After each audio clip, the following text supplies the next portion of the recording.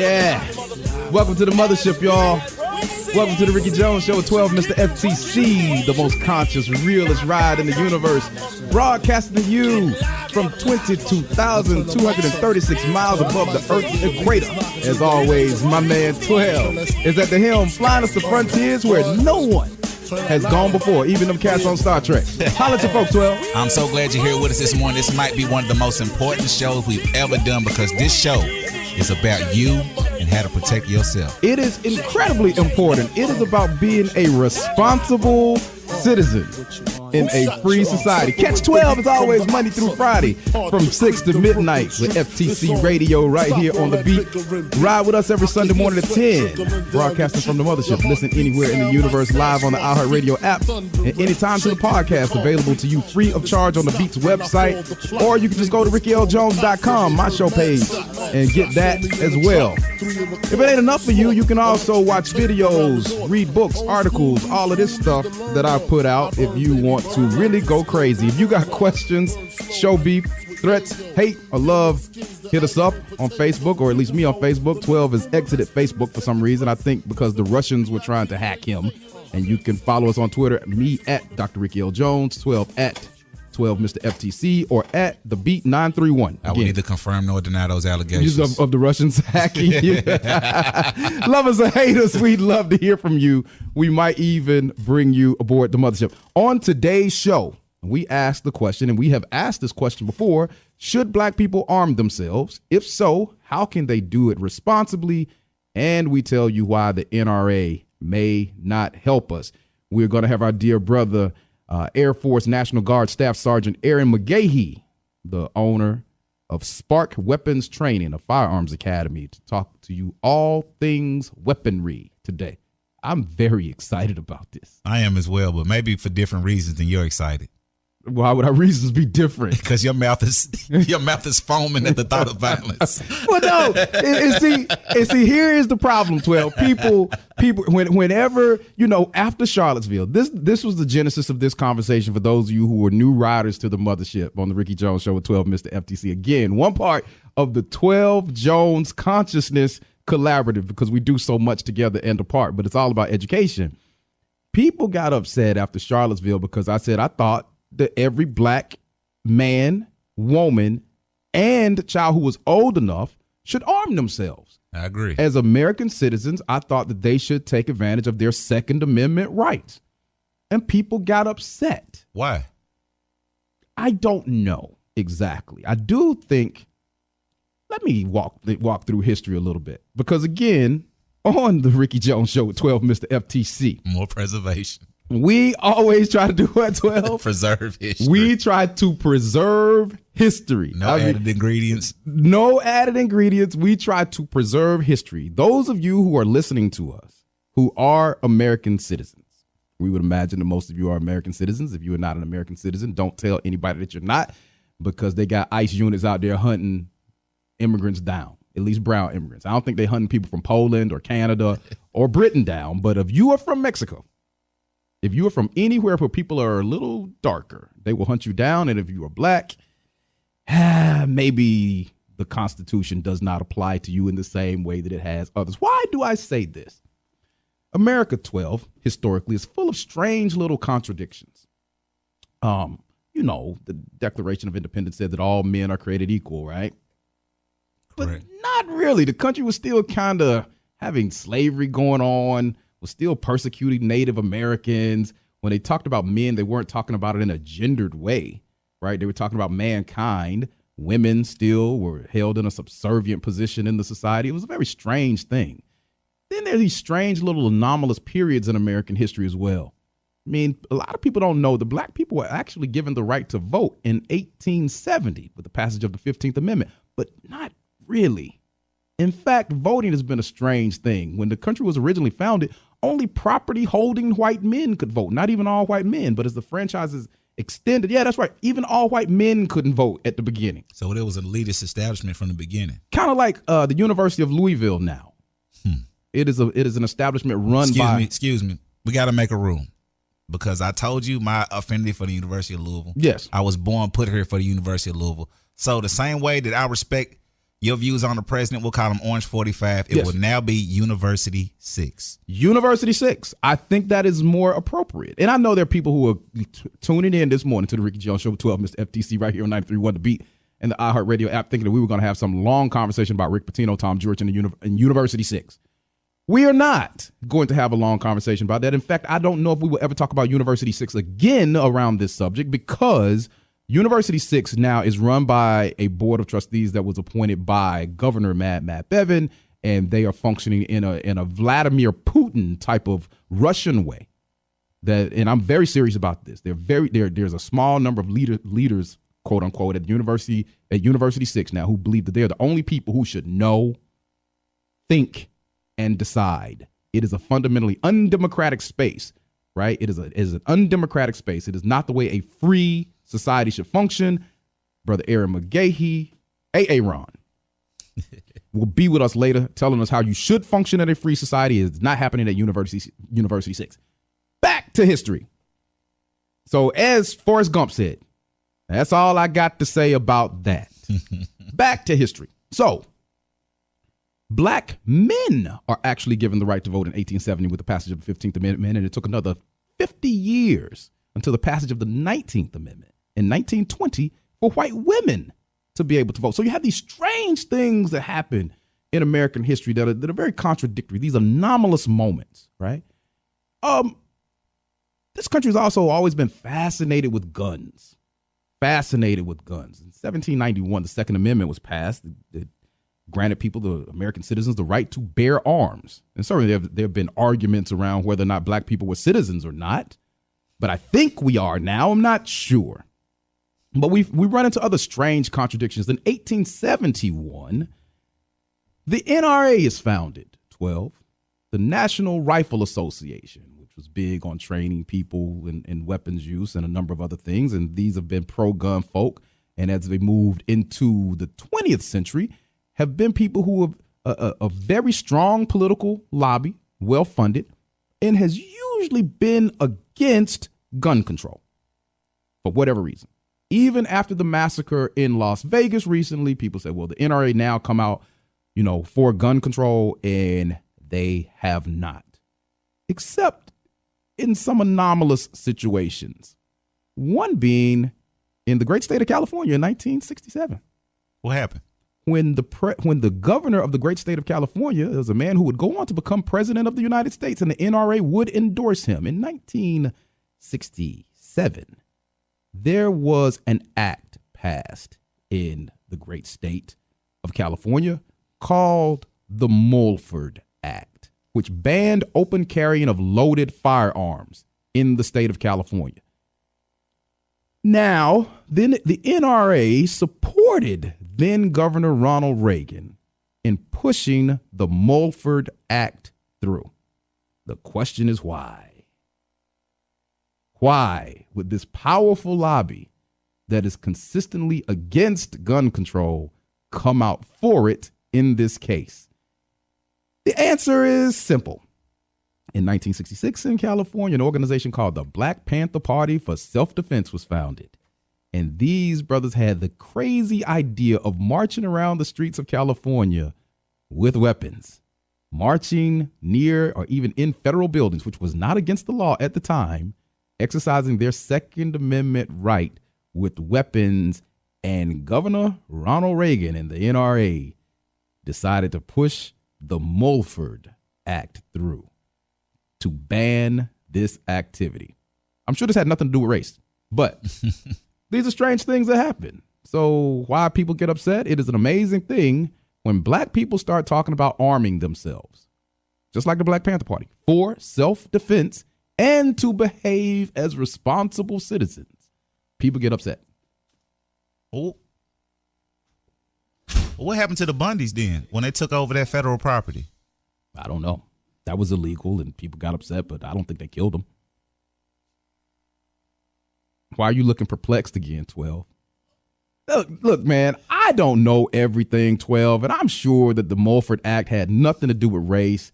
I'm sure that there was nothing, upsetting about the Black Panther Party for people that was based on race. These clearly were just some crazy people I'm sure that nobody is thinking about race at all when I say that black people should arm themselves responsibly and legally now. You know, I mean, you would think that I just was telling people, hey, let's go out and just start killing people in the streets. I'm not saying that. I want to be very clear. I don't want to engage in any hyperbole this fine Sunday morning on the Ricky Jones Show, 12 Mr. FTC, one part of the 12 Jones Consciousness Collaborative. I am talking about people being responsibly armed because, in my estimation, we have no reason to believe right now that the federal government, the state government, or local governments are really concerned with the preservation of black life. Now, that's where I am. And people will then tell me, you're a racist. You're promoting violence while they kill our children. What do you think? Well, I think today's political climate is set up for something horrible. I think Charlottesville could just be a snapshot of something greater. And Orange 45 is giving people the confidence to act more and more, how can I say this, reckless. And we don't know to what end this recklessness will come to. Yeah, we want to be responsible with our language this morning. You know, we want to be very responsible because some people think that we're sometimes, you know, well, they think I'm off the chain, as it were. So I'm calm this morning. I'm getting clean and sober. I'm not even drinking. Proud of you. Okay. It ain't going to last.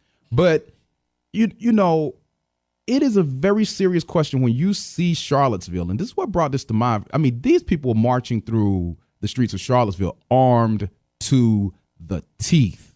Okay, armed to the teeth, shedding blood and soil, protecting Confederate statues, carrying tiki torches. These were white supremacists.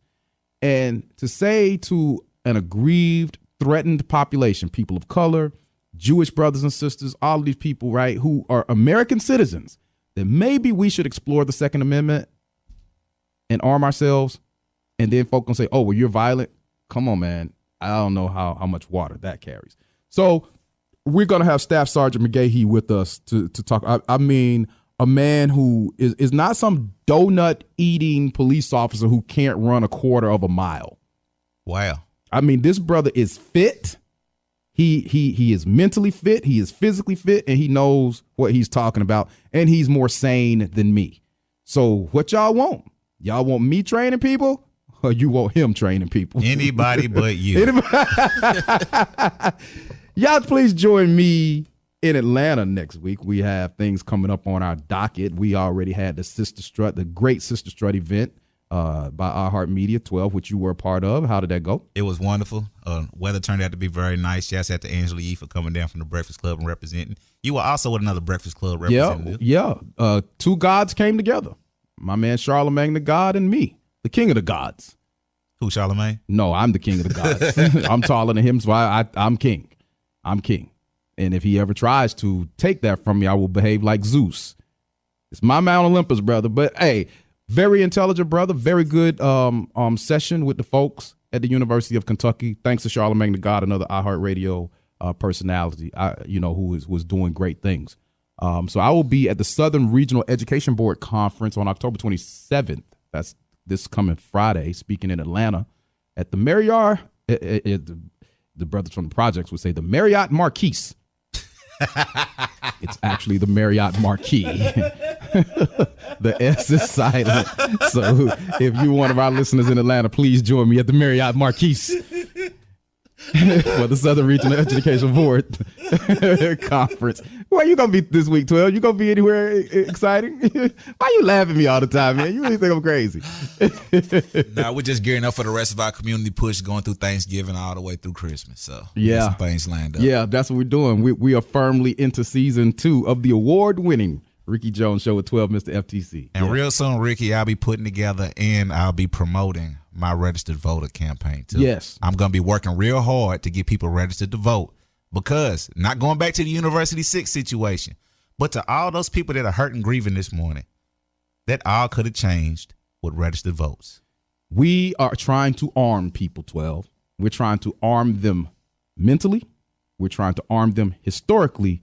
And we're talking about arming them physically when we get back from the break with Air Force National Guard Staff Sergeant Brother Aaron McGahee, the owner of SPARC Weapons Training. Oh, this is going to be a good one, man. Never seen you smile so good. I am happy about this. We got guns on the mothership when we get back from the break on the Ricky Jones Show with 12 Mr. FtC right here on 93.1 The Beat. Ricky! Welcome back to the Ricky Jones Show. Remember, you can listen to us every Sunday morning at 10 a.m. right here on 93.1 The Beat with me and my man, 12 Mr. FtC. If you're outside of our area, simply download the iHeartRadio app and you can listen to the original broadcast as it happens. You can also listen to the podcast and catch up on past shows on the Beats website or at rickyljones.com. And right now, 12. Can you explain what's going on right now? 1959, Rio Bravo, my man, Dean Martin. Let it ride. Purple light in the canyons, that's where I long to be with my three good companions. Good tone. Just My rifle, pony, and me. My rifle, my pony, and me. 12, you don't like that? my sombrero. I don't understand what's going on, Rick. On this nice Sunday morning, we are taking you back in American history with Dean Martin celebrating the Cowboys. My rifle, my pony, My rifle, pony, and me. my rifle, my pony. Do not change the channel if you're just tuning in. You indeed are on the Ricky Jones Show with 12 Mr. FtC right here on 93.1 The Beat. And there is a method to my madness as always, 12. I agree. That's why I want to know where we was going. The point is America has always been really obsessed with cowboy culture, obsessed with gun culture. We talked in the first segment about the evolution of the Second Amendment to some degree, and we'll talk about that with a lawyer friend of ours in a few weeks. But people have been really, really worried about their guns in most cases. In most cases, they've been worried about their guns, even though we've seen things in history where when black people have picked up guns and started going out in the streets, a la Huey P. Newton, Eldridge Cleaver and the crew, things changed a little bit, as we saw with the Mulford Act. But, you know, again, if you're just joining us, we're asking today, should black people arm themselves? If so, how can they do it responsibly? And we're joined by a person who knows a whole lot more about weaponry than we do. Our dear brother, Air Force National Guard Staff Sergeant Aaron McGahee. We do not know if he's related to Willis McGahee from the U, who had that terrible leg break, almost like Gordon Hayward. I saw that game many too. years ago. Oh my God, it was terrible. But Staff Sergeant Aaron McGahee, whose leg is not broken, is the founder of SPARC Weapons Training. That is SPARC. SPARC. Since we know we have such incredibly smart people in our listening audience who's like, man, that's supposed to be a K. Y'all ninjas just making things up now. It is a firearms academy. You can find Brother McGahee on Facebook, or you can find him on Instagram at SPARC_weapons_training. Thank you for joining us this morning, Brother McGahee. We appreciate it, man. We appreciate you listening to that Dean Martin with us. Welcome to the mothership. Don't pay attention to 12. 12 has very limited music taste, man. Did he choose that song? Did you choose that song, 12? Hell no. Of course he didn't choose this song. But Brother McGahee, you know, tell us a little bit about you, because we you know, in the genesis of this, to let you know why you're on the ship with us. After Charlottesville, we really did ask a serious question about whether or not black people could feel safe in the country, and if they should explore, you know, their Second Amendment right to bear arms. And I, for one, felt like everybody should arm themselves. Now, 12, I want to tell you this before we get moving with Brother McGahee, because you'll get people in trouble. He is a member of the military. Okay. There are strict rules in the military about certain things. Yes. Do not ask him anything about white people and all of that type of stuff. There will be no kneeling on this ship today. There will be no drinking and driving the ship. And And maybe your name shouldn't be 12 today. Maybe we should use your government name. I should be Dr. Jones. We should be absolutely proper with Air Force National Guard Staff Sergeant Aaron McGahee, the founder of SPARC Weapons Training. First of all, thank you for your service. We want to let you know that we do not disrespect the flag or the anthem, just in case. Because he up in here with weapons. I mean, he is on the mothership with a gun. It's the safest place in Louisville right now. Yes, it is. Yes. So, Brother McGahee, tell us a little bit about you, man. I mean, who is Aaron McGahee? A nobody trying to become a somebody, I guess. Oh, y'all humble too. So, I was born and raised here in Louisville, Kentucky. And I graduated from Seneca High School. Right when they switched from Redskins to Red Hawks. And right after high school, 17 years old, I went straight into the Air Force. I did that because, one, I didn't know what I wanted to do, and two, I didn't want to, stay in Newburgh without a plan. I had to have something to develop a life and develop myself. So I went to the military, and they helped me get organization, structure, discipline, things like that. And when I came out, I was a whole new person. And then in between that and where I am now, I've had 3 overseas tours, 2 of them being combat tours. I've done a lot of things such as PSD, which is like bodyguard. What else have I done? We need that. Yeah. You need that. You need that, Ricky. You abandoned me like that already, 12. And I've also, I went to the Air Force Combat Arms Schools, pretty much where I got the bulk of my weapons training knowledge. And so what I've done is I've taken all that knowledge that I've gained and I've brought it to the civilian side and created a firearms academy to try to, translate some of the information, what we call Barney style it, and help people, get a Barney style it? Barney style it. Yeah, you remember the show Barney? Andy Griffith? You talk Barney Fife? No, not Barney Fife. The dinosaur. The purple Barney? Yes, the purple. Okay. I love you. You love me. Yes, I love that you. Barney. You love me. Yeah. What does Barney style it mean? So Barney styles, pretty much it's like layman's terms. You take something that's rigid and complex and you simplify it to where everybody can understand it. Oh, okay. Yep. We need that. Definitely. Even though I'm sober this morning, I'm like Mickey told Rocky, my mind don't work so good no more. Now tell us about SPARC. So SPARC is actually an acronym, and it stands for Steadfast Protection Against Random Conflict. The idea behind it is that I want to empower people through firearms training, self-defense coaching, and conflict skills education to live a more peaceful and comfortable life. The big word that I tell the people that I work with and some of my team members is we have a big C word. Mm-hmm. C word is confidence. We build confidence.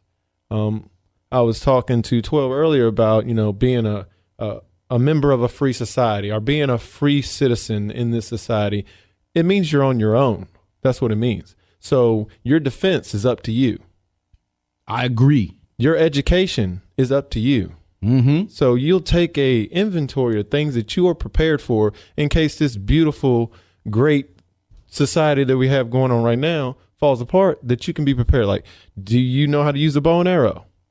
I do not. Do you know how to operate a motorcycle? I do. Do you know how to operate a motorboat? I do. Can you build shelter? 12 can. So as a free citizen, you're on your own. So you have to look at your shortcomings and start to develop those. Nobody is going to come and find you and make sure that all your vulnerabilities are covered. And you're saying a part of this is being able to use a firearm, a weapon. That is a critical part of this because, like I said at the beginning, defense is huge. Being able to defend yourself is huge. A thing that I like to say is there's no such thing as self-determination without self-defense. Wow. How can you dictate your destiny or dictate your pathway in life if you cannot protect your life? What a fascinating way to phrase it. And it is when we were speaking off the mic earlier, it also enlightened me that we had over 200 mass shootings in the United States, most which haven't been televised. But what lets me know, you also informed us as free citizens that we are the first responders. Correct. Not the fire department, not the police. So I always felt it was important that we're going to have to protect ourselves in the future from these situations. Why do you think us as citizens haven't had more success in these civilian mass shootings? The reason why we haven't had success in a lot of the civilian mass shootings that happen is it's simply we're not prepared. Like, we're not educated. When it comes to training and education, we are in a retroactive state. What that means is that we are waiting for someone to come and tell us that we need to learn this. And that's what I'm here to do. I'm here to come and tell people you need to learn the name of the parts of the weapon that you possess. You need to learn how to respond to an active shooter scenario. You need to learn these things. These are shortcomings as a mature member of a free society. You need to develop these skills. And like one of the things that I want to bring online is an active shooter course where we hold a lecture course and even do a little bit of role play where we show people an active shooter event and we start to teach them the ins and outs of it so that they can react accordingly. So that you don't have people that freeze up and do things like lay on the floor. You know, that's not going to help you in that situation. Not physically lay on the floor or psychologically lay on the floor. If you're just joining us, you're with us here on the Mothership, Ricky Jones Show with 12 Mr.FtC, one part of the 12 Jones Consciousness Collaborative. And we're joined this morning by Air Force veteran and current Air Force National Guard Staff Sergeant Aaron McGahee, the founder and owner of SPARC Weapons Training, a firearms academy, and he's telling you how to be a mature member of society. You owe it to yourself and those around you to be armed and know how to operate a weapon. Go ahead, 12. And in terms of being prepared, there's a lot of situations we need to look at as well. Not just active shooters, not just normal home invasion protection. Correct. But there's always a phrase that I've been very familiar with when it comes to survival. It's called 72 hours to animal. Correct. Which means that when there's power outages and when there's food shortages, after 72 hours, human beings resort to animal instincts. It's game on. So that's what that means. I think this is a scenario when we look at Puerto Rico or we look at earthquakes in Haiti or other scenarios that could happen here, even based on natural disasters. Right. We're going to have to be able to protect ourselves in those situations. Correct. There's a big misconception that that's scary. 72 hours to animal. Well, and that's for reasonable people. That's 72 hours for reasonable people. That's not for the people who's already, on the block already. Like me. It's 12 hours. 12 hours. Or 12 minutes. Go ahead, Brother McGahee. Some people that are really hard up, as soon as they hear the sirens, they smash in a window. And sounds reasonable to me. And one of the things that I like to point out to people is that it does not take a terrorist attack to devolve society. The one thing that we have hinging us to the social contract is electricity. If we lose electricity, it's game on. The reason we create societies are intended for us to no longer do the survival of the fittest type lifestyle. Societies are developed so that the strong protect the weak. And I think we've lost that somewhere down the road. Ideally, a society is set up as Thomas Hobbes talked about with the sovereign. Correct. He said that in effect, man is a brute. Right. He said man is a brute who will gravitate towards food, shelter, sex, and the powerful will always dominate, the less powerful. And you need a sovereign, you need a structured government, right, to keep things in check. But what happens when that breaks down? Now, 12 again, we have to protect our brother in the military. We cannot talk about black and white this morning because these are military regulations. But let's just say in a society where there might be a certain group of people who might feel a little bit under attack or a little less safe from other groups of people. Right. Would it make sense for them to be armed, one as a group, but also, as you're saying, as mature citizen of a free society. Free society. Correct. Yes. I like the way he phrases that. He is a reasonable man. Go ahead. It would take me 72 hours How long would it take you, 12? How long would it take you? I'm 72. I'm pretty cool, man. I don't know about you, though. You know what? Hey, both of y'all are I'll dead. tell you what, whatever it is, we will be prepared. You roll with me, we gonna be ready. Okay, all right. Oh, you better roll with me because by the time y'all get there, I'm gonna be in trouble with a whole lot of people. Go ahead, Brother McGahee. I like to tell people I got enough guns and ammo to make it to the guns and ammo store. He is our new friend. He is our new friend on the mothership. Our new friend. Wait, here's because man, we're having too much fun already. Yeah. But Yeah. to get to the heart of this, Yes. if a person is to be armed, and you certainly are suggesting that people be armed, Absolutely. as a mature citizen in a free society, Correct. what is the best way to go about that? I mean, because you can go out and acquire weapons in all kind of tripped out ways. And right here on the Ricky Jones Show with 12 Mr.FtC, we're not telling anybody to be armed illegally or irresponsibly. And so we're telling you to get your butt over to SPARC Weapons Training and get with Staff Sergeant McGahee. But what is the process that you suggest for people arming themselves? I just keep it simple. You want to find a distributor or a gun shop that has a recognized FFL. And what is that? What is an FFL? That is your federal license to distribute and sell firearms.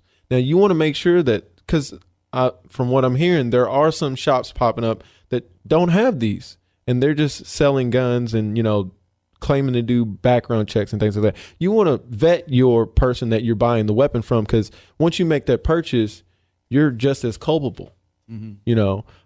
So yes, if you are looking to get a firearm, you want to find a distributor or a shop that has a certified FFL. You're basically saying no race in it, 12, but don't buy your weapon from Pookie, Ray Ray, or Daquan. If you are buying your weapons out of an alley, you're probably doing it wrong. From Pookie, Ray Ray, Daquan, or anybody with John, a Confederate flag hat. Paul. Yes.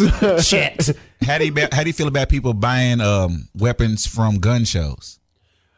So there's been a lot of talk about, like, is it less of a process to get a weapon at a gun show? Is it more of a process to get a weapon at a gun show?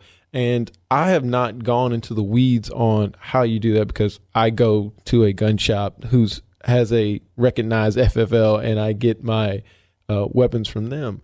But from what I'm hearing, it's an easy process, but then I've seen studies that show, no, they do just as much stuff. So I personally have to do a lot more research on if it is easy or not. I like gun shows just because, it's kind of a given. This dude is a Terminator. I'm glad we go ahead, 12. Yeah, I got a lot of questions for you. Yeah, this is great. Well, another thing that I want to talk about today are convicted felons not having the ability to own a firearm to be able to protect their families. Of course, throughout people's lifetime, people might make mistakes. They might have sold drugs, have done certain things, and gotten themselves in the criminal system. But when they get out, they're still fathers. Right. They still have families to protect. Right. But they can't legally protect their homes. Do you think that there should be something changed about that, or at least some sort of structure to be able to people be able to take care of their homes? Most certainly. Outside of recidivism, there is a conversation that needs to be had with the stigmatism around those who have been convicted of crimes and have paid their dues to society. That's one of the things. I can't back down on that just because it's an intimate topic for me. If you pay your dues to society, then there should be an avenue for you to get the clean slate so that you can restart. I feel like we prolong or even induce recidivism by holding on to these stigmas, saying you're still a bad person. Hey, I paid my dues. If I owe you 12, if I owe you $10 and I give you $10, next week you should not come to me and like, man, you broke. 12 still gonna try to break your legs, man.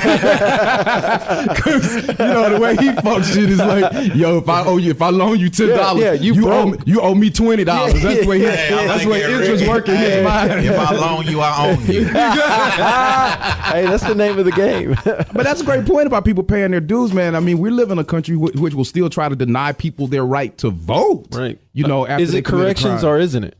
That's the question that needs to be asked. Yeah. Is it corrections or isn't it? Because if it's not corrections, change the name.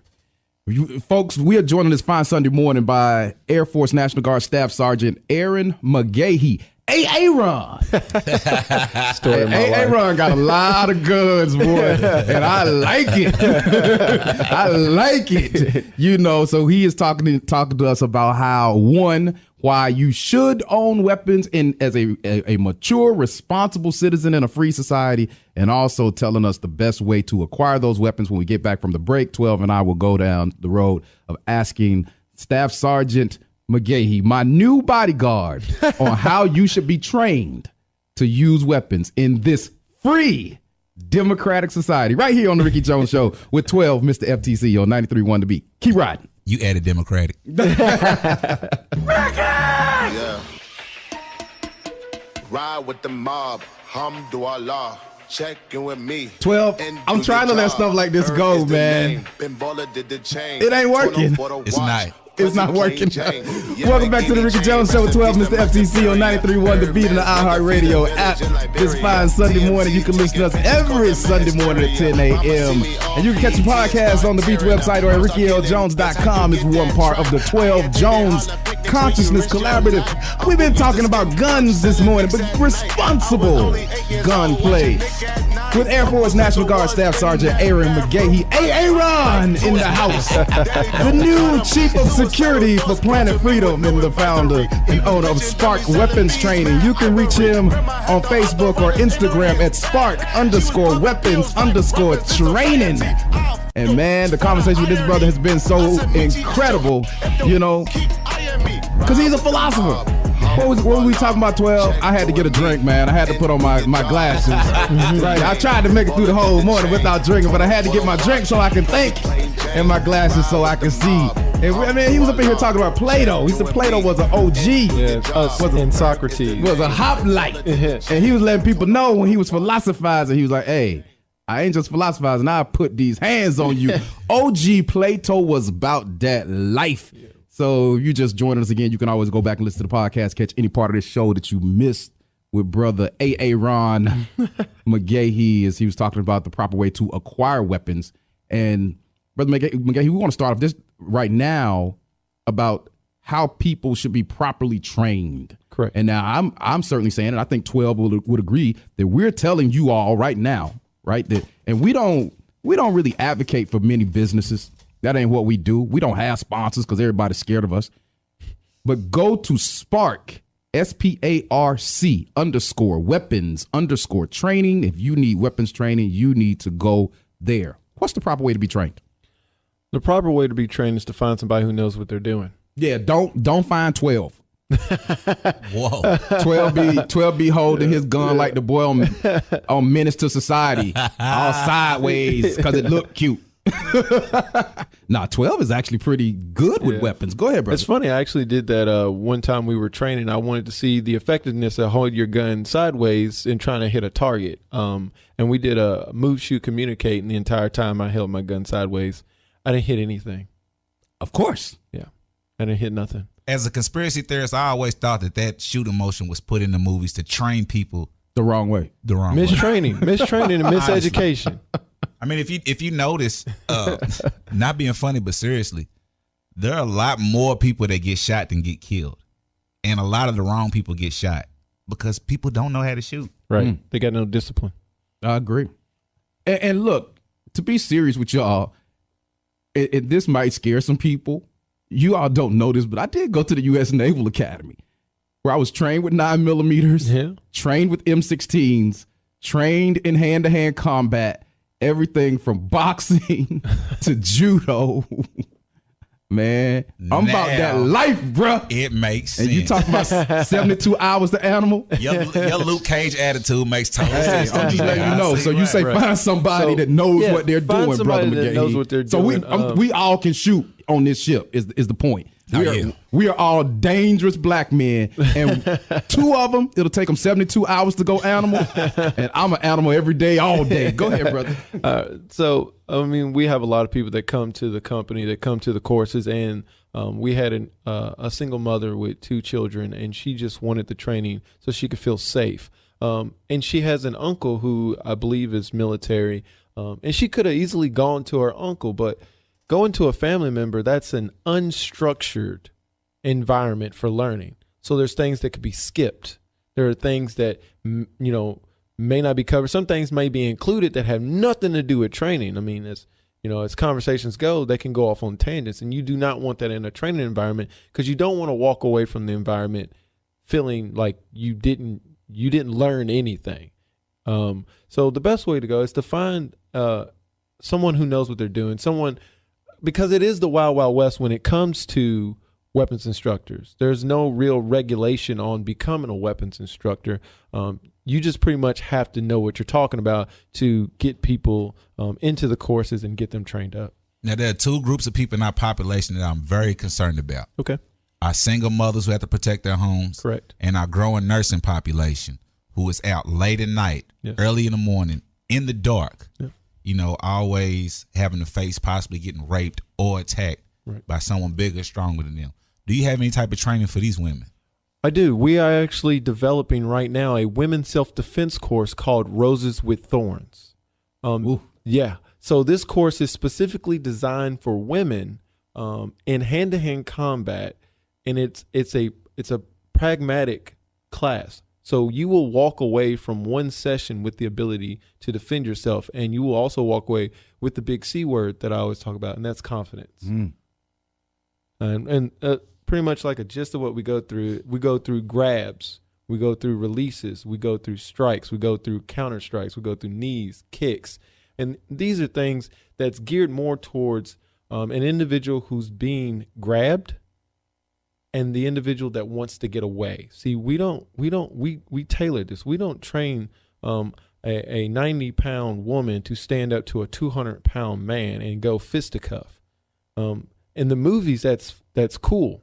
It's real cool to see someone underweight destroy someone in melee who is 20 pounds heavier than them. But we have to remember, there's a reason why there are weight classes in combat sports. There's a reason. It's because that weight advantage is an advantage. So what we teach is we teach you to release grabs, quick strikes, so you can get to safety. We teach giving you a second chance. That's the main thing. But if you get that second chance, you've also been trained with weapons. Correct. Then once you get some distance between you and that assailant, you can do some other things to him. You're with us on the Ricky Jones Show with 12 Mr.FtC, one part of the 12 Jones Consciousness Collaborative on 93.1 The Beat. And we're with Staff Sergeant Aaron McGahee, who was talking about turning women into Aaron Ishii from Kill Bill. Man, y'all remember Aaron Ishii? Aaron Ishii was taking heads. Yeah. Go ahead, 12. Now, at what age do you feel it's proper to start training people about weapons and home protection? Oh, what a great question. That is a good question. It's a question we get a lot. I've trained down to 14. The thing is, though, if I do train someone who's under the age of, say, 18, there has to be a guardian there. I won't train below 14. No? No. Well, you're making it, look, we have a relationship now. Okay. I need you to make an exception because my daughter is 9. Okay. And I want to teach her to go straight up animal Okay. We're going to get her a in 22. about 6 hours. You get a 22 pistol. 72. My baby Jordan gonna be going animal on y'all. I remember Aaron Ishii. Go ahead, and Aaron. that's one of the things that I do talk to. I do talk about with our trainees. I talk to them about training their children. I mean, I will train 14 and up, but the parent or guardian has to be in the course with them. You can't just drop them off. This isn't gun daycare. You can't just drop. Train him on the 9 mil, please. I'm gonna go to the grocery store. No. So, but yeah, I recommend as soon as you think your child is mature enough to handle the awesome responsibility of firearms training, they need to start training, because the earlier you get them into it, the more they have a better relationship with these weapons. I was just looking at a article from the Courier Journal that talked about 7 out of 10 children know where the weapon is in the house. They know where you're keeping your firearms, and they know how to get to it. You know, and there's a lot of incidents where children are getting a hold of these weapons and, you know, just doing something crazy. So, and that's just ignorance. That's just, they don't know. And this So whole train 'em up. idea, this whole idea of keep them ignorant will be better for them. It's not. It doesn't work. It doesn't even make sense. So train them up as soon as you think that they're mature enough. Get yourself trained. I mean, there's a lot of adults running around here who ain't got no sense about weapons, you know, and they have yet to get the training. So train yourself up and train your family up. Now, there's one very important question. One thing that's discouraged a lot of people from getting their concealed carry or keeping their weapons in the car has been a lot of police-involved shootings. I have to be honest about that. So what procedures should a person take if they're pulled over and they have their weapon with them? Correct. If you're pulled over and you have your weapon with you and it's just a ticket, right? Now, usually most people are told to announce that they have a weapon in there. If you legally carrying a firearm as a mature citizen in a free society, there's no real reason to cause alarm to that firearm if it's just a ticket. Now, if you are going to be searched, if you're going to be removed from your vehicle, you do need to announce that you have a firearm, because the last thing you want is for that officer to find it, because the reaction, it varies depending on the training of that officer and their comfortability in the situation as well. Yeah, and see, he can't talk about race here, but that didn't help Philando Castile. Philando Castile announced to that officer, and I think a lot of people are on edge, rightfully or wrongfully. I certainly think rightfully, but a lot of brothers are on edge, and that brother very quickly was like, I have a weapon. He had a legal weapon, and guy shot him. So that's scary. I mean, this is gone incredibly fast. We might have time for one more, but very quickly, I want you to talk about something away from weapons. I find you to be one of the most fascinating people we've had on the mothership, and we have very fascinating people because folks will think, oh, this guy's just a gun guy. You really are a philosopher. I mean, we talked about Claude Anderson, John Henry Clark, Plato, Socrates. Yes, smart brother. The Army won't mind if we tell people that you are, in fact, black. I don't well, the Air Force. I don't know. But how do you meld those things in our last minute or so here, brother McGahee? Well, it takes time. It's not a microwave process. You can't just put 30 seconds on the timer and become educated on these things. So what I've done is I've studied each of these individuals for about a year's time. And I learned their philosophy. A piece. Yeah, not just a year overall, a piece. Yeah. Go ahead. Yeah. And I learned their philosophy and how they are dealing with our society and how they have plans to overcome the circumstances of our society. And I lived their philosophies. And that is absolutely incredible. A philosopher who is also a weapons master. He is a warrior king. Thank you so much for joining us this week. Again, we have Air Force National Guard Staff Sergeant Aaron McGahee, the founder and owner of SPARC Weapons Training, which is a firearms academy. Go back and listen to this show. If you missed any part of it, you can catch him on Facebook or Instagram at SPARC_weapons_training. Thank you, brother. Thank you. Thank you for having me. 12 is very excited because 12 want to hide it, but 12 is violent. I think I'm not violent. It'll take less than 72 hours for you, 12. I'm just admitting it. I'm admitting it. Shouts out to Wayman Eddings. I ain't gonna come at you with no weapon, brother. Yeah, I got my concealed carry after we started this show. We appreciate it. Thank you all for joining us this fine Sunday morning. Again, you can catch me October 27th in the big city of Atlanta, Georgia, going home to speak to the Southern Regional Education Board Conference. You can get me at the Marriott Marquis downtown. So we are out of here. My man 12 is flying us to other adventures. Join us when we get back as we broadcast from the mothership once again. Listen anywhere on the iHeartRadio app and anytime to the podcast available to you free of charge on the Beach website and RickyLJones.com. Again, until next time, stay strong, have no fear, stand on truth, and do justice.